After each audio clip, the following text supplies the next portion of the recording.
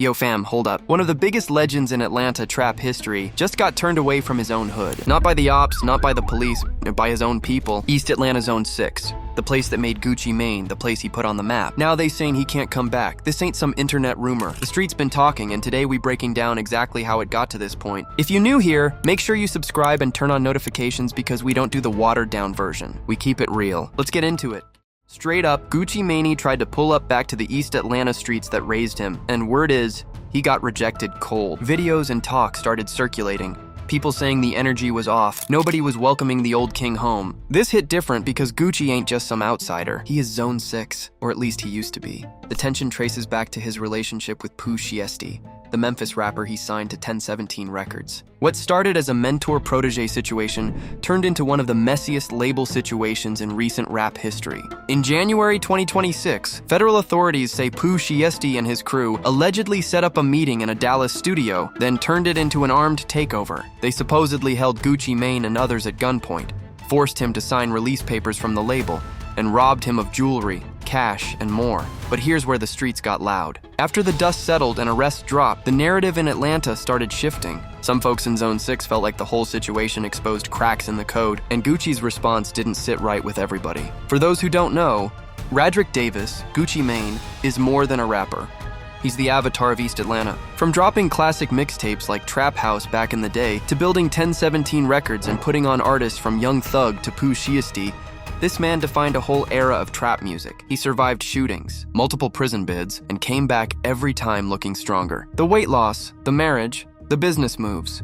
Gucci did the whole redemption story in public, but the streets remember the old Gucci, the one who moved with that iron fist energy. That's why this ban hits so heavy. When your own hood says, nah, it ain't just personal. It's like the culture revoking your passport. This ain't random drama, y'all. This sends shockwaves through Atlanta rap. Zone 6 ain't just a neighborhood, it's a legacy. It's where the sound, the hustle, the whole trap aesthetic came from. When one of its biggest sons gets cut off, it makes every other artist from the city look at their own situation different. It raises real questions about loyalty, street code versus legal survival, and what happens when the mentor and the young gun collide. If Gucci can't even move through East Atlanta freely anymore, what does that say about the new generation of rappers coming up? This could restart old tensions or make newer artists think twice about signing to big-name labels. To really get why this feels so deep, we gotta rewind.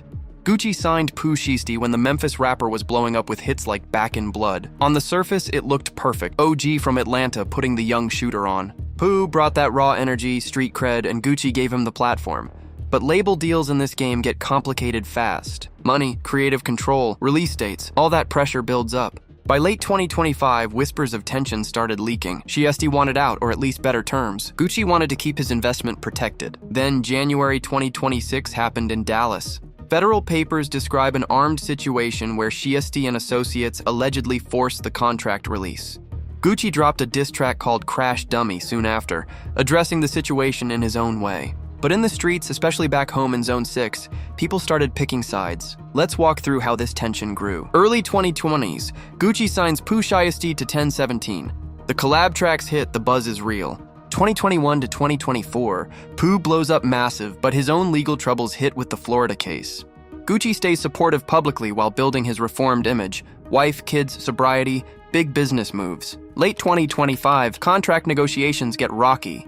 Sources close to the situation say Shiesty felt stuck, wanted freedom. Gucci's camp wanted to honor the deal. January 10th, 2026, the Dallas studio meeting.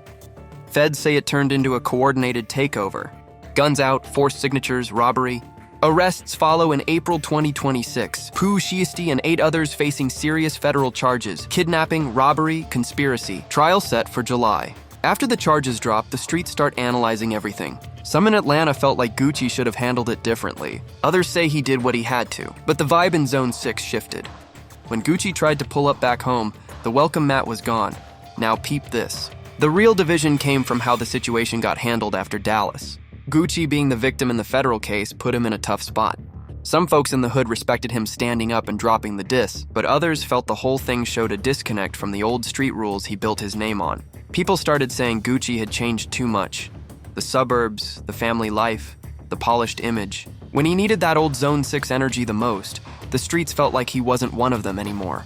Add in years of rumors about his mental health and medication, and the conversation got even messier. Court papers and social media reactions painted a picture of broken trust. One side saying the young generation disrespected the OG, the other side saying the OG forgot where he came from.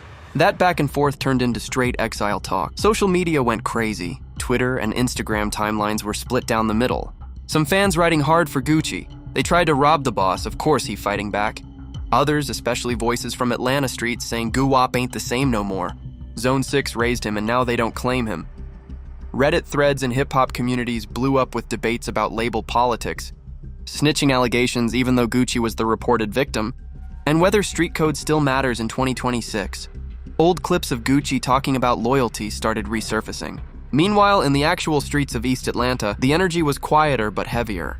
No big public statements, just that silent treatment that says more than words. People are asking real questions here. Some believe the ban is more symbolic than literal. Not a legal restraining order, but a cultural one. The community feeling like Gucci moved on from the struggle that made him, and when push came to shove in Dallas, it highlighted that distance. Many think the medication and mental health changes over the years played a role in how he navigated the situation. No official confirmation on any of that, but the street's been talking about it for a minute. Others point out the irony. Gucci built his career on that trap authenticity, but life changed him, and the hood doesn't always forgive that evolution. Real talk, it's complicated. Federal cases force tough choices, but when your brand is built on I am the streets, those streets get to judge if you still living up to it.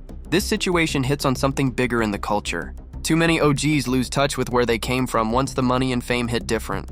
Too much talent gets wasted in these label wars and street politics. We losing connections that used to keep the game solid. Hip-hop was always about speaking truth from the bottom. When the people from the bottom say we don't recognize you no more, that should make every artist pause. Loyalty goes both ways. You can't cash in on the hood story forever and then act surprised when they hold you to it. Right now, Pooh Shiesty and his co-defendants face a July trial with serious time on the line.